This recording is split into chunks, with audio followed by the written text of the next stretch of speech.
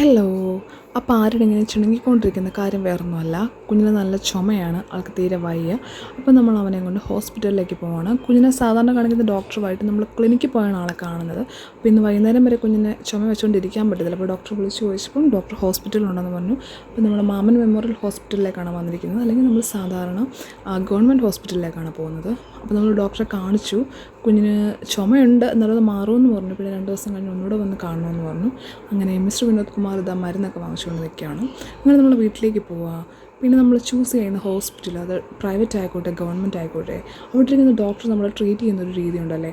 നമ്മൾ ഒന്നാമത് first parents ആവുന്നവർക്ക് ഭയങ്കര ടെൻഷനായിരിക്കും. ഇതുങ്ങളൊന്ന് തുമ്മോ ചീറ്റുകയോ ചെയ്യുമ്പോൾ നമുക്ക് ടെൻഷനായിരിക്കും.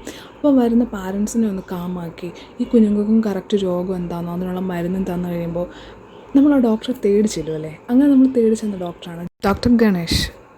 പിന്നെ മിസ്റ്റർ വിനോദ് നമ്മളെ വീട്ടിലേക്ക് വിട്ടിട്ട് നേരെ തിരിച്ച് പോയായിരുന്നു ഓഫീസിലേക്ക്. അപ്പോൾ പിന്നെ അത്രയ്ക്കുള്ളൂ. നമുക്കിനി വേറൊരു വീഡിയോ കാണാം. ബൈ.